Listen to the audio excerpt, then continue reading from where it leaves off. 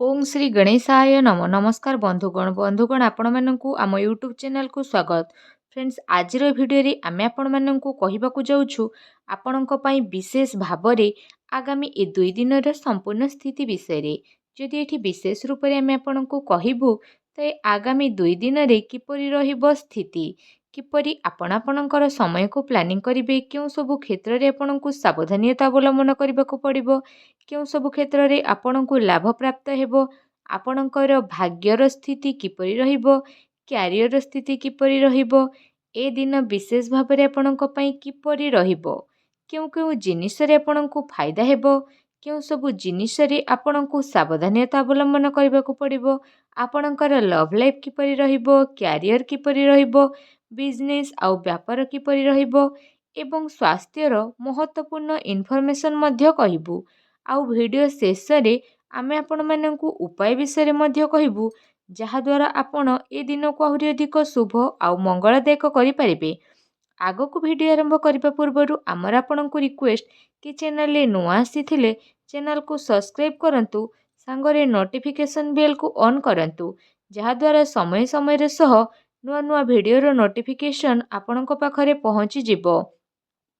आसंतु जानिबा किपरि रहिबो आपणक पई ए दिन तो सबुठारु प्रथमे कहिबा कि कौन आपणक पई स्थिति पॉजिटिव रहिबो जदि आपण व्यवसाय करूछंती बा आपण चाकरी करिबा पई चाहुछंती तो निवेश पई आपण अवसर प्राप्त करिवे एहा आपणकर आर्थिक निवेश पई भल मध्य हेबो जहाद्वारा आपणकु आर्थिक लाभ प्राप्त हेबार बहुत भल स्थिति मिलिबो भाग्य आपणकु भल साथ देबो आउ काम कार्य क्षेत्र रे आपणकु भल सफलता मध्य प्राप्त हेबो ता सहित चल अचल संपत्ति दृष्टि निवेश करिबा आपणक पई बहुत ही शुभ भरे साब्यस्त हेबो सेथिपई समय आउ परिस्थिति को देखि निवेशर अवसर को खोजी नियंतु जहाद्वारा आपणकु सफलता तो प्राप्त हेबो आउ आर्थिक स्थिति मध्य काफी मजबूत रहिबो ता सहित अप्रत्याशित आय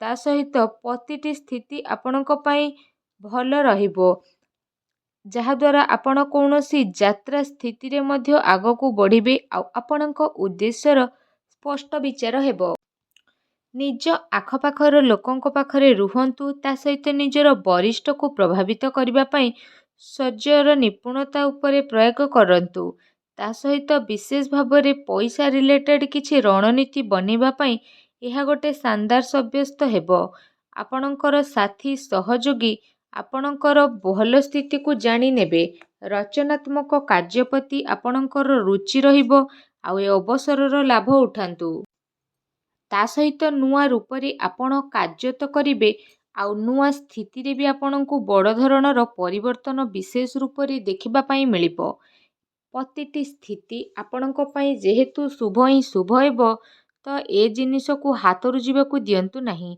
निज रचनात्मकता द्वारा आपण निजर कार्य क्षमता द्वारा अन्य को आपण विशेष भाव प्रभावित करिवे कार्य क्षेत्र रे तो लाभ मिलिबो आकस्मिक लाभ मध्य मिलिबो आसंतु जानिबा आपणक पई कोन नेगेटिव रहिबो घरोई समस्या को समाधान करिबा द्वारा स्थिति आपणक पई शुभ भला साब्यस्त हेबो निजे निज उपरे भरोसा करंतु तथा निजर घर परिवार सदस्यों उपरे विश्वास करंतु कौनसी अन्य व्यक्ति उपरे भरोसा करंतु नाही अन्यथा प्रोब्लेम आसी पारे ता सहित पारिवारिक स्थिति तो चिंतापूर्ण रहिबो जो कारण पई आपणकर विशेष रूप रे जदि कहिबा स्थिति रे परिवर्तन आसीबो आवश्यक संजोग बनेइके रखंतु जणे आउ जनको उपरे विश्वास करिके काम करंतु निजर दायित्व को लिभेइबार पूरा प्रयास करंतु माता पितांक सह संबंध भल रहिबार स्थिति रहिछि एपरि व्यक्ति पाखकू जांतु जहांकू जरूरत रहिछि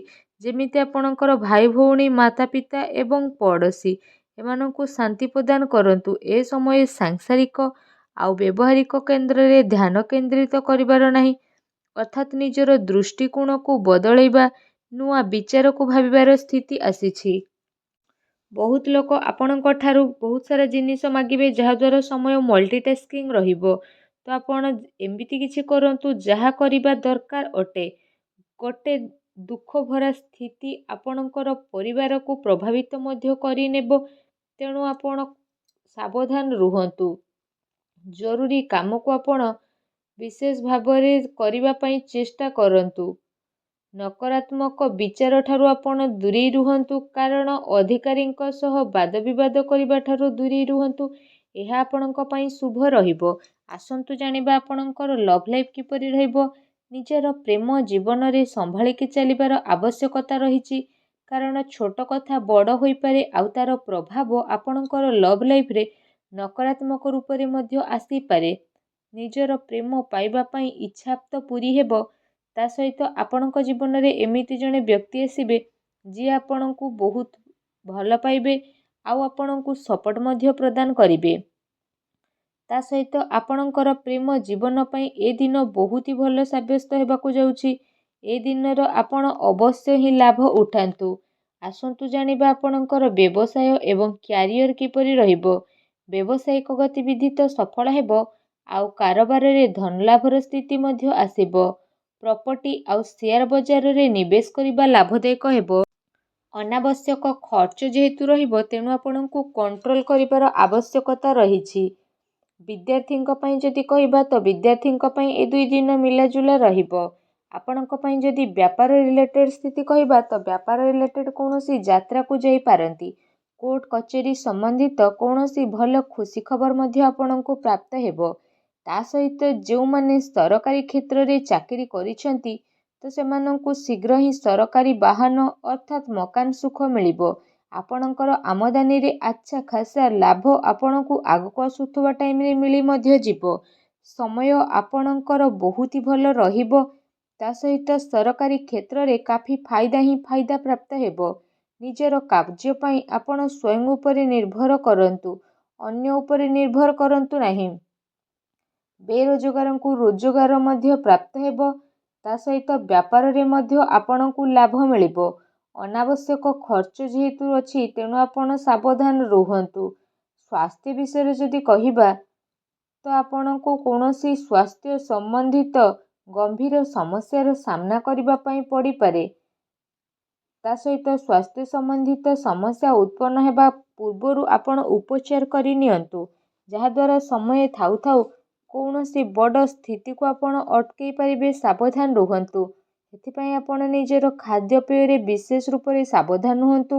ନିଜ ସ୍ୱାସ୍ଥ୍ୟକୁ ଆହୁରି ଅଧିକ ଭଲ ରଖିବା ପାଇଁ ଆପଣ ପ୍ରତ୍ୟହ ଯୋଗ କରନ୍ତୁ, ବ୍ୟାୟାମ କରନ୍ତୁ ଏବଂ ସୁସ୍ଥ ରୁହନ୍ତୁ। ଆସନ୍ତୁ ଜାଣିବା ଆପଣଙ୍କ ପାଇଁ କ'ଣ ବିଶେଷ ଉପାୟ ରହିଛି। ତ ସ୍ନାନ ଆଦି ଆପଣ ବିଶେଷ ଭାବରେ କରିସାରିବା ପରେ ଗୋଟେ ଗିନାରେ ଟିକେ ସୋରିଷ ତେଲ ନିଅନ୍ତୁ, ଆଉ ସେଥିରେ ନିଜର ଚେହେରାକୁ ଦେଖନ୍ତୁ, ଆଉ ସେ ସୋରିଷ ତେଲରେ କୌଣସି ଅସହାୟ ଲୋକଙ୍କୁ ଭଗବାନ ଶନିଦେବଙ୍କୁ ସ୍ମରଣ କରି ଦିଅନ୍ତୁ। ଏପରି କରିବା ମାତ୍ରେ ହିଁ ଭଗବାନ ଶନିଦେବ ବହୁତ ଶୀଘ୍ର ପ୍ରସନ୍ନ ହେବେ ଆଉ ଆପଣଙ୍କର ସମସ୍ତ କଷ୍ଟକୁ ଦୂର କରିବେ। ଯାହା ବି ଆପଣଙ୍କ ଲାଇଫରେ ପ୍ରୋବ୍ଲେମ ଚାଲିଛି, ସବୁ ପ୍ରୋବ୍ଲେମର ଅନ୍ତ ହେବ ଆଉ ଶୀଘ୍ର ହିଁ ଶୁଭ ଫଳର ପ୍ରାପ୍ତ ହେବ ଆଉ ସବୁ କାର୍ଯ୍ୟ ବହୁତ ହି ଆସାନୀରେ ମଧ୍ୟ ବନିଯିବ। ଭଗବାନ ଶନିଦେବଙ୍କ ଆଶୀର୍ବାଦ ଆପଣଙ୍କୁ ପ୍ରାପ୍ତ ହେଉ। ସଚ୍ଚା ଦିଲରେ କମେଣ୍ଟ ବକ୍ସରେ ଜୟ ଶନିଦେବ ବୋଲି ଅବଶ୍ୟ ଲେଖନ୍ତୁ ଆଉ ଭିଡ଼ିଓକୁ ଲାଇକ୍ କରିବାକୁ ଭୁଲନ୍ତୁ ନାହିଁ। ଧନ୍ୟବାଦ।